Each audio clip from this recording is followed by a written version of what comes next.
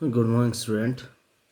Yesterday we have done 6 questions of exercise 5.2. From today we will do 7, 8, 9 and 10. There are only 10 questions in exercise 5.2. तो पिछले कल हम पढ़ चुके हैं कि अगर कोई फंक्शन किस तरह का हो, ठीक है, कंपोजिट फंक्शन हो, मतलब that is in terms of composition of two function f and g.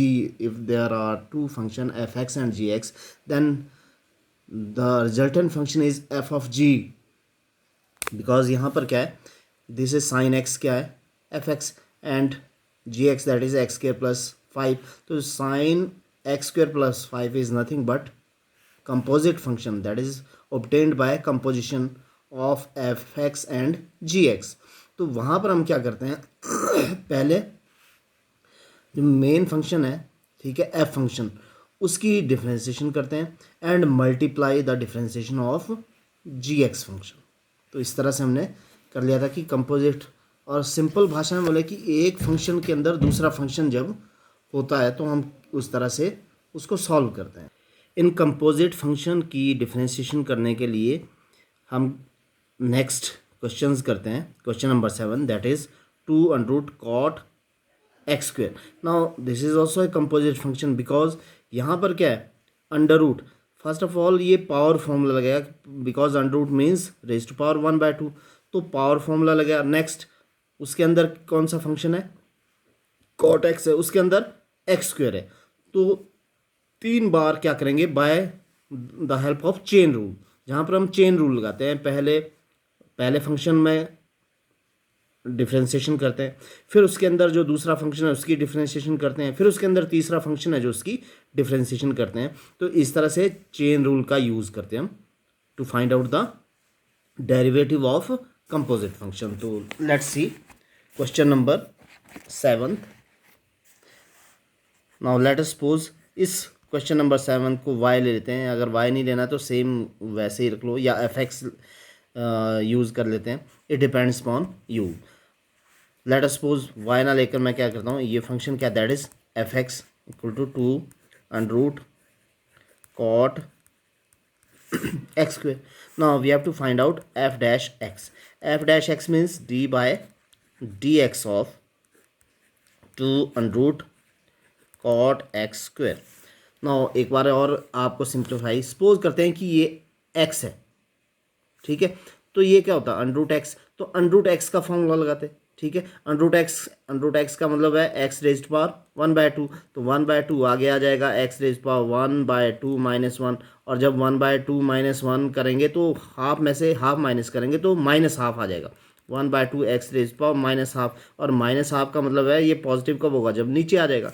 तो डायरेक्ट क्या करते हैं, सबसे पहले 2 है, 2 क्या है, वेरी कोफिशेंट है, तो कोफिशेंट को आगे ले लेते हैं, ठीक है. ना यहाँ पर पावर फॉर्मूला लगाएंगे तो क्या आएगा, 1/2 पावर आगे आ गई, ठीक है. और कॉट एक्स स्क्वेयर की पावर क्या हो जाएगी, 1/2 -1 into d by d x of. उसके बाद क्या करना है, जो नेक्स्ट फंक्शन क्या है, अंडर रूट के अंदर का cot x square, cot x square, इसकी डिफ्रेंशिएशन करनी है. ना ये 2 से 2 कैंसिल, हमारे पास क्या आ जाएगा अब 1/2 -1 दैट इज माइनस हाफ. और माइनस हाफ पॉजिटिव कब होता है, जब वो हाफ कहाँ आ जाएगा, नीचे आ जाएगा, ठीक है. तो cot x square. Now differentiation of it, यहाँ पर सबसे पहले अगेन क्या, चेन रूल का यूज़ कर रहे हैं.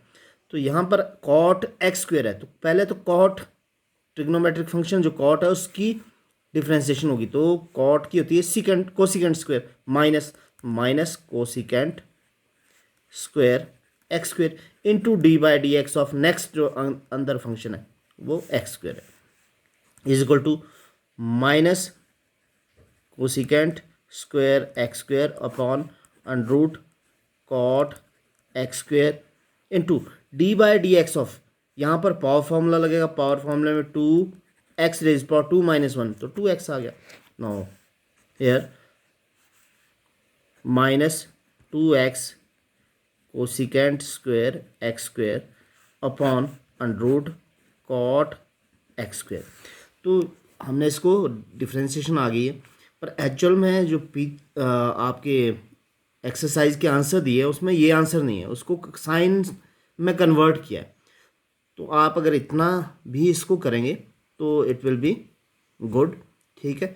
अगर आपने मैच कहाँ करना है, उस पीछे वाले आंसर से मैच करना है, तो इसको क्या साइन में चेंज कर देते हैं। दैट इज -2x अपॉन, ये कोसिकेंट क्या होता है, that is sine square x square, और ये क्या होगा, that is cot under root cot, that is cos x square upon sine x square, ठीक है। चेंज करना है, ये साइन एक्स स्क्वायर ऊपर चल जाएगा, -2x under root sine x square upon sine square x square under root cos x square, ठीक है। अब यहाँ पर देखो, ये अंडर रूट एक्स स्क्वायर है, इसको भी अंडर रूट एक्स स्क्वायर में अगर चेंज करते हैं तो अंडर रूट एक्स स्क्वायर कैसे हो जाएगा ना। यहाँ पर जो ट्रिक हम यूज़ करें उसका ध्यान रखना, ये साइन स्क्वायर एक्स है। सपोज करता हूँ मैं साइन स्क्वायर एक्स को, ये रफ काम कर रहा हूँ, ये sine x square into sine x square लिख लेते हैं, ठीक है। क्योंकि sign x square into sine x square sine square x है। ये जो साइन एक्स स्क्वायर है, जब ये अंडर रूट के अंदर जाएगा तो स्क्वायर हो जाएगा, ठीक है। ये मैं समझा देता हूँ कैसे, -2 under root sine x square upon, यहाँ हो गया साइन एक्स स्क्वायर, एक साइन एक्स स्क्वायर, दूसरा जो स्क्वायर का एक्स है वो अंदर चला गया, अंदर जाकर क्या हो गया, कॉज एक्स स्क्वायर ऑलरेडी था और साइन स्क्वायर एक्स स्क्वायर होगा। क्यों हो गया, क्योंकि जब स्क्वायर रूट से स्क्वायर क्या हो जाएगा, कैंसिल, तो बाहर आ जाएगा साइन, और sign x square into sine x square, तो एक जो साइन एक्स स्क्वायर था वो अंदर जाके स्क्वायर हो गया। नाउ क्या करते हैं, इसको √2 से ऊपर भी मल्टीप्लाई करते हैं, √2 से नीचे भी मल्टीप्लाई कर देते हैं, तो -2 √2 x under root sine x square upon sine x square, और जो √2 से यहाँ भी मल्टीप्लाई किया वो √2 अंदर जाके भी मल्टीप्लाई हो जाएगा, 2 sign x square cause x square into sine x square. देखो मैंने क्या कर दिया, जो साइन स्क्वायर एक्स था उसको दो में अगेन क्या कर दिया, कन्वर्ट कर दिया, sign x square into sine x square. ये जो साइन एक्स स्क्वायर है, ठीक है, ये अंडर रूट बाहर आ जाएगा, अलग कर लेते हैं, और ये 2 साइन एक्स स्क्वायर, ये क्या है, 2 साइन एक्स कॉज एक्स क्या होता है, दैट इज साइन 2x होता है।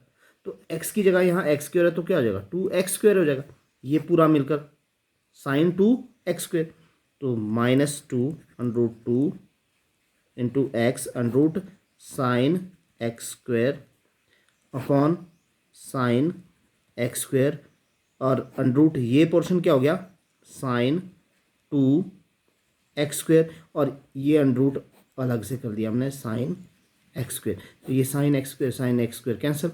नाउ आंसर क्या आ गया, -2 under root 2x upon sine x square under root sine 2x square. तो पीछे जो आंसर गिवन है, ठीक है, इस क्वेश्चन का, वो ये आंसर गिवन। तो अगर आप यहाँ तक भी करेंगे डिफ्रेंशिएशन करने के बाद, हमारा टोटली जो आंसर आ जाएगा वो डिफ्रेंशिएशन करने के बाद क्या आ जाएगा, ये आंसर आ जाएगा, तो वो ये भी करेक्ट है। अदरवाइज अगर प्रूव करने के लेफ्ट हैंड साइड और राइट हैंड साइड प्रूव करने के लिए ये आएगा, तो इस तरह से आप इसको कन्वर्ट कर देंगे। छोटी सी इसमें ट्रिक है किस तरह से कन्वर्ट करना है। पहले कोसिकेंट स्क्वायर एक्स स्क्वायर को साइन स्क्वायर में कन्वर्ट करो, कॉट को भी इस तरह करो, उसके बाद क्या कर दो ये जो साइन स्क्वायर एक्स है इसका एक साइन एक्स स्क्वायर क्या है उसको अंदर ले जाओ तो होल स्क्वायर हो जाएगा, एक उसको वहाँ पर दो पार्ट्स में कन्वर्ट कर दो, एक पार्ट का साइन 2x वाला फॉर्मूला लग जाएगा, तो वो आ जाएगा, सेकंड पार्ट कैंसिल हो जाएगा।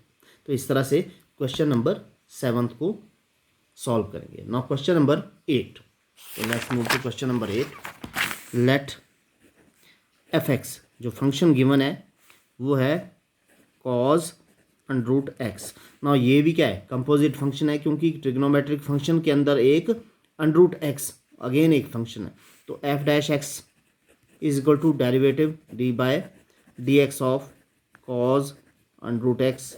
ना पहले डिफ्रेंशिएशन चेन रूल में किसको लगेगा, कॉज की होगी, कॉज की होती है माइनस साइन एक्स, तो एक्स तो यहाँ पर अंडरूट एक्स है, ठीक है, into derivative of second function, second function क्या है अंडरूट एक्स जो कॉज के अंदर है, ठीक है, माइनस साइन अंडरूट एक्स, इसकी differentiation power formula under root x का मतलब क्या है x raised to power half, तो वो पावर फॉर्मूले में क्या होता है हाफ आगे आ जाता है और एक्स की पावर क्या हो जाएगी half minus one is equal to minus sine under root x upon two, और ये एक्स रेज्ड पावर क्या हो जाएगा माइनस हाफ, हाफ में से वन माइनस करेंगे माइनस हाफ, और माइनस हाफ नीचे आके प्लस हाफ हो जाता है, ऊपर से जब क्या आएगा अंडरूट एक्स माइनस वाला तो ये नीचे आ जाएगा और टू अंडरूट एक्स, बिकॉज ये नीचे आके एक्स रेज्ड पावर हाफ हो जाएगा और एक्स रेज्ड पावर हाफ क्या हो जाएगा अंडरूट एक्स। तो डिफ्रेंशिएशन क्या है वेरी इजी है of question number 8। Now let's move to question number 9। Now question number 9th and 10th कैसे हैं, हमने यहाँ पर क्या करना है prove that the function f given by f x is equal to mod x minus one x belong to R is not differentiable at x equal to one. हमने ये प्रूव करना है कि ये फंक्शन क्या है it is not differentiable. Now जब हम किसी फंक्शन को डिफरेंशिएबल देखते हैं तो बाय किसी भी फंक्शन की स्टार्टिंग में डिफरेंशिएशन करते हैं तो we use the definition of the differentiation जो हमने प्लस वन में की है। प्लस वन में क्या डिफरेंशिएशन किया है इस क्वेश्चन को करने से पहले कि अगर limit h tends to zero f c plus H minus f c upon h where c belong to domain R के साथ बिलोंग कर रहा है, जहाँ पर हमने सी पे क्या देखनी है इसकी डिफरेंशिएशन देखने की ये क्या डिफरेंशिएबल है या नहीं है। तो ये वाली कंडीशन हम क्या करेंगे यूज़ करेंगे f c plus H minus f c upon h जो डेफिनेशन है डेफिनेशन ऑफ द डिफरेंशिएशन जो हम प्लस वन में कर चुके हैं। और यहाँ पर हमने क्या करना है जब हम ये लेंगे तो लेफ्ट हैंड लिमिट और राइट हैंड लिमिट दोनों को यूज़ करना है, यानी zero positive and zero negative का यूज़ करना है, ठीक है। और सी क्या है सी वो पॉइंट है जिस पे हमने उसको डिफरेंशिएशन देखना है। तो नाउ जो क्वेश्चन नंबर 9th है क्वेश्चन नंबर 9th में given function F x is equal to mod x minus one, ठीक है, and x belong to R, और क्या देखना है हमने देखना है कि at x equal to one पे ये डिफरेंशिएबल है या नहीं। तो लिख लेते हैं by definition a function is differentiable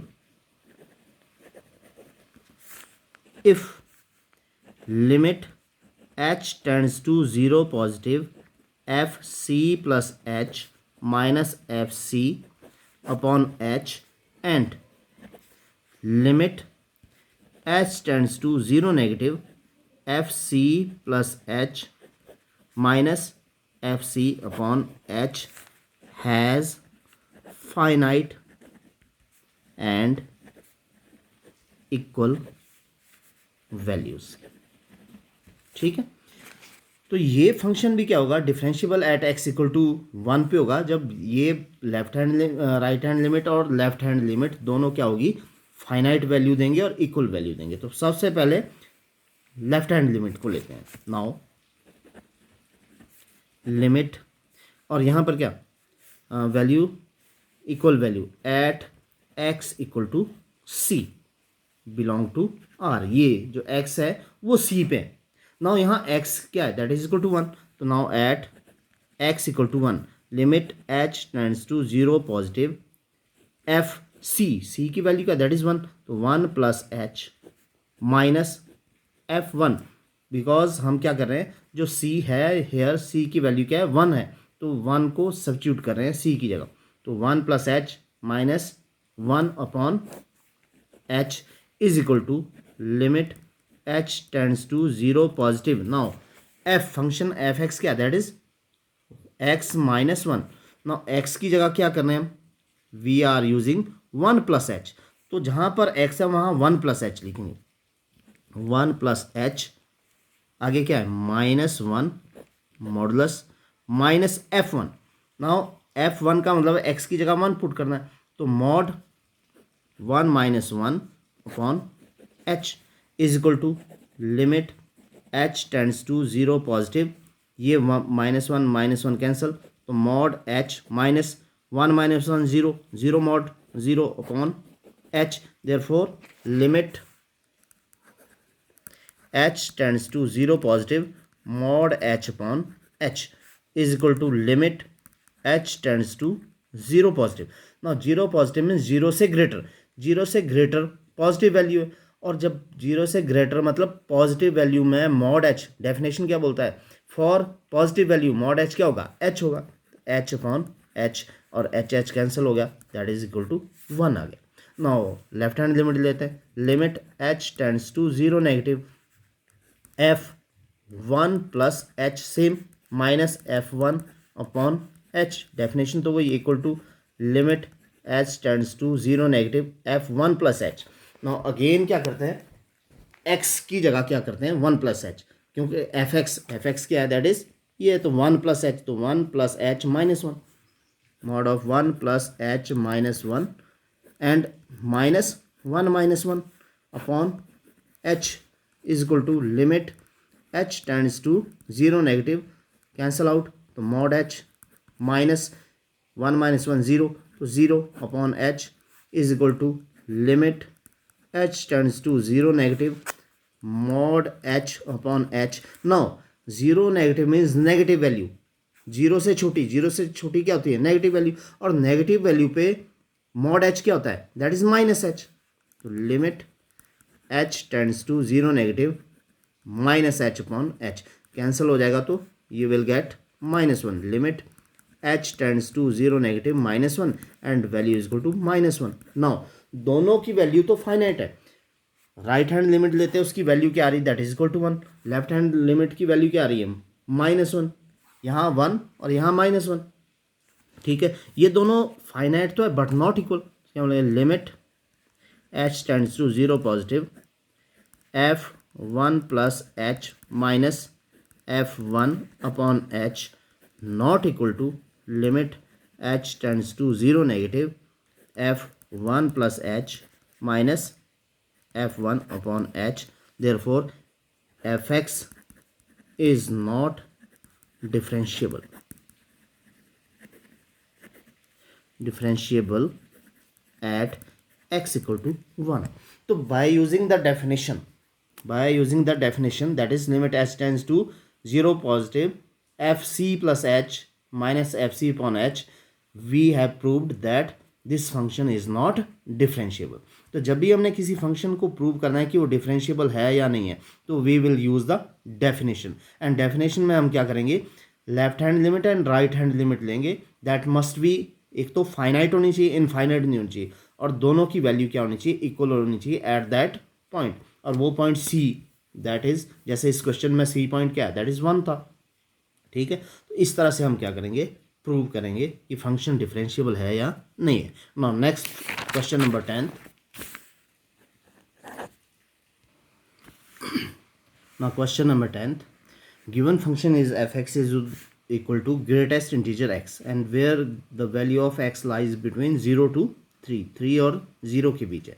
Now we have to prove that this function is not differentiable at x equal to 1 and at x equal to 2, ठीक है। डायरेक्ट ही हम इस क्वेश्चन को क्या करेंगे, एट x equal to 1 पे left hand limit और right hand limit लेंगे, अगर वो दोनों इक्वल आ जाती है तो डिफरेंशिएबल, अगर नहीं आती है तो not differentiable. Similarly x equal to 2 पे करेंगे, तो direct without using the definition we will use the limit, ठीक है। Let x equal to 1 limit x tends to 1 negative f x is equal to, तो ये क्या है, लेफ्ट हैंड लिमिट है, this is equal to left hand limit is equal to limit x tends to 1 negative f x, limit x tends to 1 negative fx. Now fx is nothing but greatest integer function. Now limit x tends to 1 negative, substitute करते हैं 1, या 1 की value भी आपने direct substitute नहीं करनी है।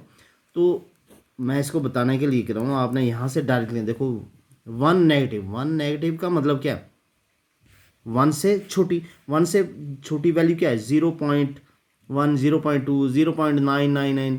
तो वो क्या होगा नाउ, जो ये वैल्यू होगी 1 से छोटी वैल्यू होगी, दैट लाइज बिटवीन 0 and 1। और ग्रेटेस्ट इंटीजर फंक्शन क्या बोलता है कि जो भी वैल्यू 0 और 1 के बीच होगी, there that values greatest integer will be the smallest integer होगा, जो क्या होगा 0 होगा। तो जो इसकी वैल्यू आ रही है दैट इज इक्वल टू 0। मैं इसलिए 1 पुट नहीं कर रहा हूँ यहाँ पर, ठीक है, बिकॉज 1 नेगेटिव का मतलब क्या है, 1 से छोटी। जब भी हमने ग्रेटेस्ट इंटीजर की वैल्यू ली थी, जैसे 1.9 है, तो 1.9 किसके बीच लाई करती है, 1 और 2 के बीच में। पर ये क्या है, छोटा इंटीजर कौन सा है, 1 है। तो 1.9 की वैल्यू क्या आएगी, 1, ठीक है।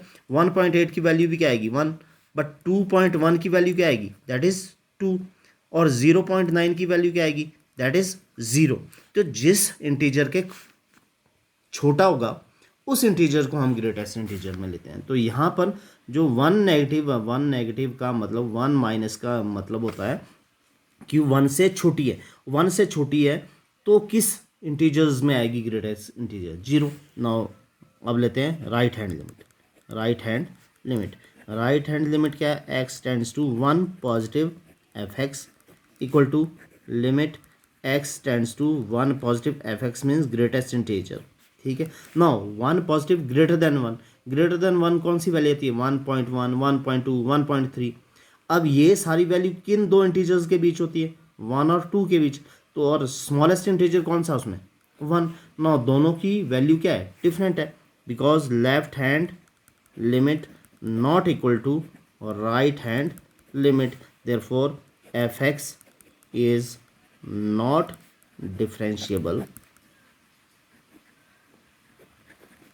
एट x इक्वल टू 1, ठीक है।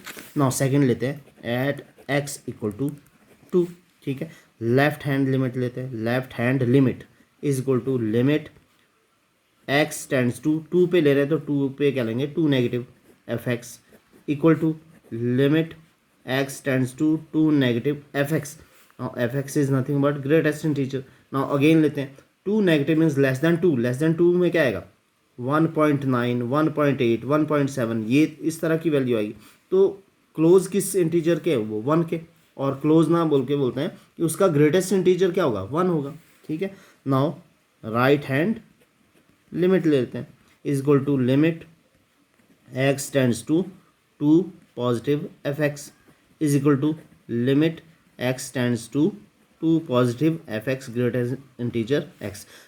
अब यहाँ पर जितने भी वैल्यू डालेंगे इस ग्रेटेस्ट इंटीजर में, ग्रेटर देन 2 लेना, दैट 2.1, 2.2, 2.3, और उसका ग्रेटेस्ट इंटीजर क्या होगा, 3 और 2 कौन सा होगा, क्योंकि जितनी भी वैल्यू यहाँ पर 2 से ग्रेटर वाली आएगी वो दो इंटीजर के बीच की आएगी, 2 और 3 के बीच की।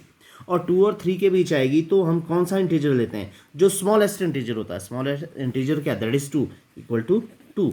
नाउ यहाँ पर भी दोनों क्या है, राइट हैंड लिमिट और लेफ्ट हैंड लिमिट क्या है, not equal, left hand limit not equal to right hand limit, therefore f x is not differentiable,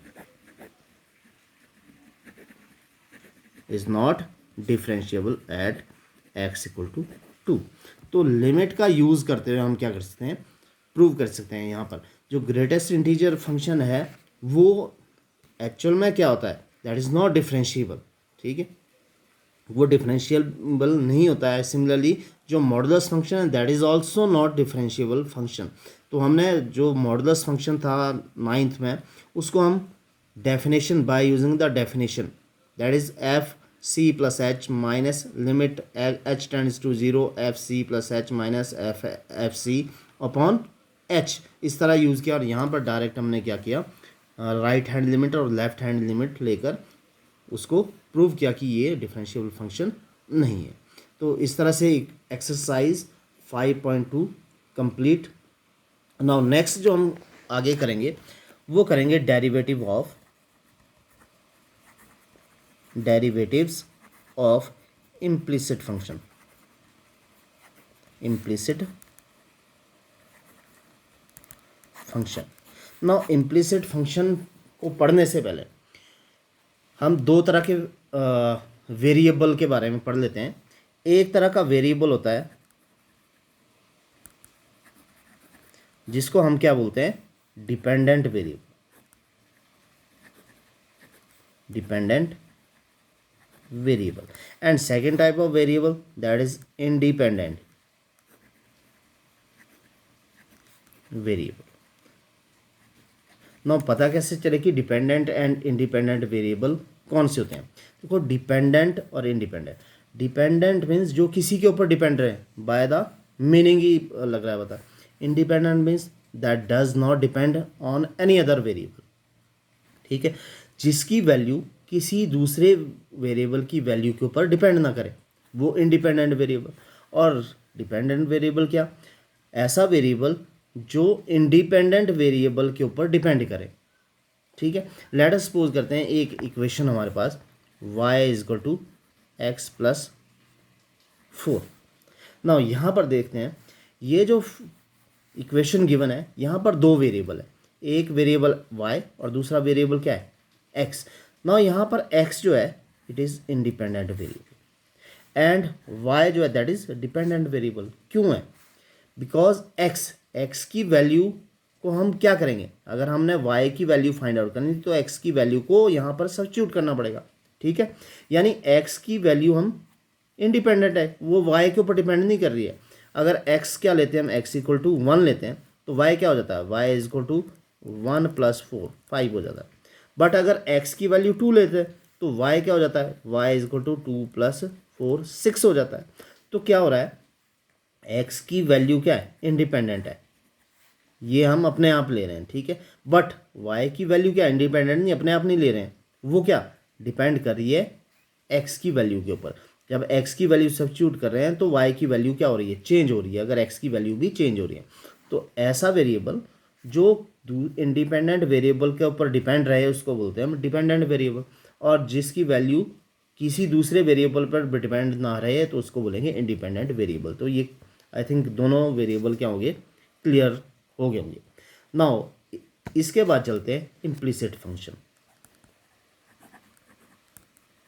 implicit function, now definition easy ढंग से समझाता हूँ मैं। जैसे हम क्या ले रहे हैं, ये वाली ही इक्वेशन ले ली हमने, y is equal to x plus 4।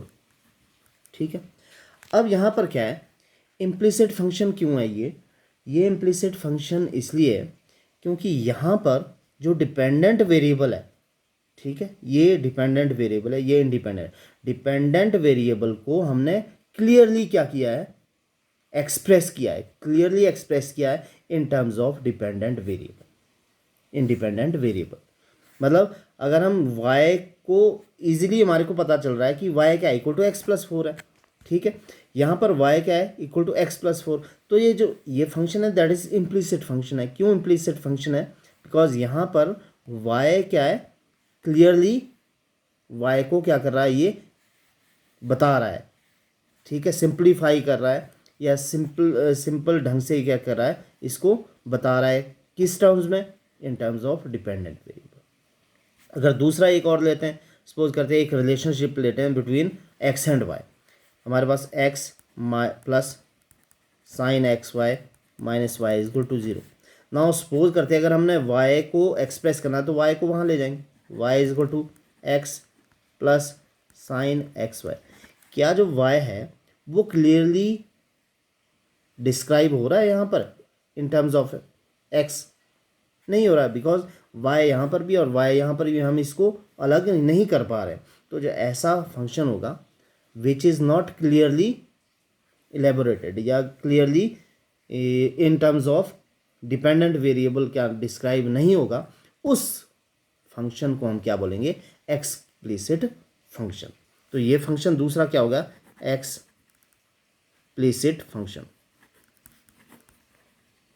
यानी यहाँ पर जो y फंक्शन है, ठीक है, वो क्या है, एक्सप्लिसिट है। क्यों है? बिकॉज ये इन terms of x clearly describe नहीं किया हुआ है। ठीक है, क्लियरली हम इसको डिस्क्राइब नहीं कर पा रहे हैं, तो इसलिए ये जो फंक्शन होगा y होगा that is called explicit function. जो इस तरह का फंक्शन हो गया जहाँ पर क्लियरली क्या होगा, डिस्क्राइब किया होगा x और इंडिपेंडेंट वेरिएबल डिपेंडेंट वेरिएबल को इंडिपेंडेंट वेरिएबल की टर्म्स में, तो हम उसको बोलेंगे इम्प्लिसिट फंक्शन। नाउ जब इम्प्लिसिट फंक्शन ले रहे हैं तो naturally there are two types of variable, ठीक है। और इम्प्लिसिट फंक्शन में जब भी हम क्या करेंगे, इसका डिफ्रेंशिएशन फाइंड आउट करेंगे। फॉर एग्जांपल लेते हैं, हमारे पास क्या है, x minus Y is equal to 5 और we have to find out d y upon d x. Now ये एक इम्प्लिसिट फंक्शन है क्योंकि इस क्लियरली डिस्क्राइब कर सकते हैं, वाई उधर चला जाएगा तो पाई इधर आ जाएगा, एक्स माइनस पाई तो y is equal to x minus pi हो जाएगा। तो ये इम्प्लिसिट फंक्शन है, इसकी डिफ्रेंशिएशन करनी है। तो ध्यान देना है, जिसकी हम डिफ्रेंशिएशन कर रहे हैं वो क्या है, डिपेंडेंट वेरिएबल है, डिपेंडेंट वेरिएबल। और जिससे हम कर रहे हैं that is independent, independent variable से कर रहे हैं, ठीक है। तो दो वेरिएबल्स, अब यहाँ से हम जब भी क्या करेंगे, डिफ्रेंशिएशन करेंगे नेक्स्ट एक्सरसाइज में, तो वहाँ पर दो वेरिएबल आएंगे और दोनों वेरिएबल में एक डिपेंडेंट वेरिएबल है, एक इंडिपेंडेंट वेरिएबल है। डिपेंडेंट वेरिएबल की डिफ्रेंशिएशन तो सेम इस तरह से ही होगी, पर जो इंडिपेंडेंट वेरिएबल है उसकी डिफ्रेंशिएशन के लिए हम as a chain rule use करेंगे उसको, ठीक है, क्योंकि ये कांस्टेंट नहीं लेंगे उसको हम, ठीक है। ये डिपेंडेंट वेरिएबल है, ये इंडिपेंडेंट वेरिएबल। तो जब नेक्स्ट क्वेश्चन जो आएंगे एक्सरसाइज 5.3 में, तो वहाँ पर हम डेरिवेटिव ऑफ इम्प्लिसिट फंक्शंस का डेरिवेटिव फाइंड आउट करेंगे।